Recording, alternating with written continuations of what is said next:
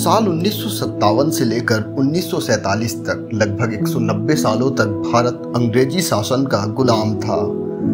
लाखों लोगों की कुर्बानी और आंदोलनों के कारण हम अंग्रेजों से तो आज़ाद हो गए, लेकिन हमारे पास आज़ादी के बाद न खाद्यान्न सुरक्षा का कोई इंतजाम था और न ही देश की सीमाओं को सुरक्षित करने की कोई ठोस नीतियाँ।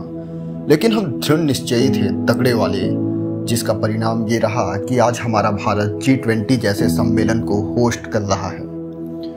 8, 9 और 10 सितंबर को दिल्ली में ये विशाल आयोजन किया जा रहा है, जिसमें बड़े बड़े सूरमा दस्तक देने वाले हैं। ग्रुप ऑफ 20 यानी G20 क्या है और ये क्यों है, इससे भारत को क्या लाभ होगा, इसके बारे में देश की एक बहुत बड़ी आबादी नहीं जानती, क्योंकि वो आबादी या तो जानने की इच्छा नहीं रखती है या फिर उसके लिए ये बातें कोई मायने नहीं रखती हैं।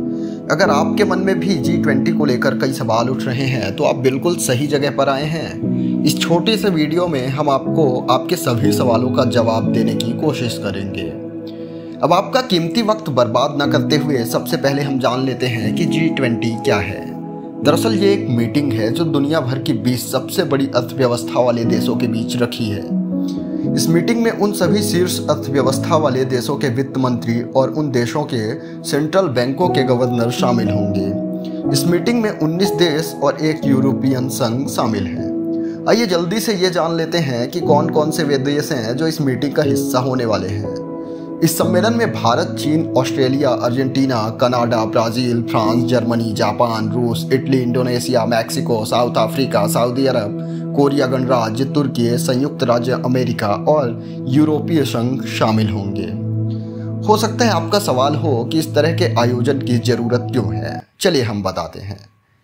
हमने पहले ही इस बात का जिक्र कर दिया कि यह मीटिंग शीर्ष अर्थव्यवस्था वाले देशों के बीच होनी है, जिसका मतलब ये मीटिंग अंतर्राष्ट्रीय आर्थिक सहयोग का एक ऐसा स्टेज है जिसमें विश्व के सभी आर्थिक मुद्दों पर चर्चा होनी है।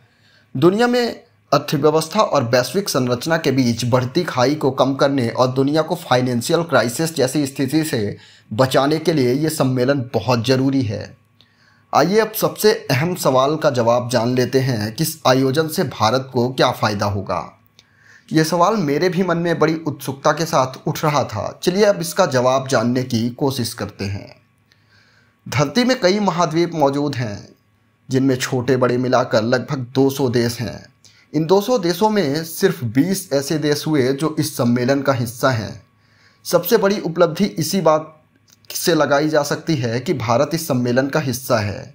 आज हम उस फेज पर खड़े हैं कि दुनिया की वे तमाम शक्तियां जो आर्थिक रूप से इतनी सशक्त हैं कि पूरी दुनिया की आर्थिक हिस्सेदारी उन पर निर्भर है, आज हम उन तमाम हस्तियों को एक साथ भारत की इस पवित्र भूमि पर खड़ा कर रहे हैं। निश्चित तौर पर यह हमारे राष्ट्र का बहुत बड़ा अचीवमेंट है।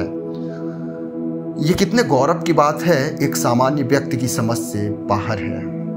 इस सम्मेलन के बाद भारत की अर्थव्यवस्था को तो मानो पंख लग जाएंगे। कैसे, आइए समझते हैं। इस मीटिंग को होस्ट करने के बाद हम दुनिया को ये संदेश देंगे कि आज हमारे पास हर वो चीज़ मौजूद है जिसकी बदौलत हम विश्व की सभी आर्थिक शक्तियों को दिल्ली में खड़ा कर सकते हैं। इसके बाद भारत की छवि आर्थिक दृष्टिकोण से काफ़ी बेहतर हो जाएगी और हमें नए नए साझेदार मिलेंगे। विदेशी देशों से हमारा व्यापारिक रिश्ता काफ़ी मजबूत होगा और ग्लोबल मार्केट में हमारे देश की हिस्सेदारी बहुत अधिक तक बढ़ जाएगी, जिसके बाद हमारे विदेशी मुद्रा भंडार में काफ़ी इजाफा होगा। इसके साथ ही भारत में टूरिज्म बढ़ेगा, साथ ही विदेशियों का निवेश बढ़ेगा, जिससे लोगों को रोजगार मिलेगा। यंग ब्लड और ब्रिलियंट माइंडसेट का सही यूज कर भारत विकासशील देशों से विकसित देश बनने की ओर तेजी से बढ़ जाएगा। शहरी जरूरतों को पूरा करने के लिए ग्रामीण क्षेत्रों के किसान और मजदूरों की उपयोगिता बढ़ जाएगी और उनकी आर्थिक आय में काफ़ी सुधार आएगा। पर कैपिटा इनकम बढ़ेगा। देसी प्रोडक्ट का निर्यात बढ़ने से भारतीय उत्पादों का सही मूल्य मिलेगा और विश्व पटल पर हम एक वक्त के बाद चीन की अर्थव्यवस्था को भी पीछे छोड़ देने के लिए तैयार हो जाएंगे। इस वीडियो को देखकर अपने भारत देश पर गर्व हुआ हो तो अपने देशभक्त दोस्त तक भी शेयर करें और एक सब्सक्राइब चैनल पर जरूर करें। जय हिंद।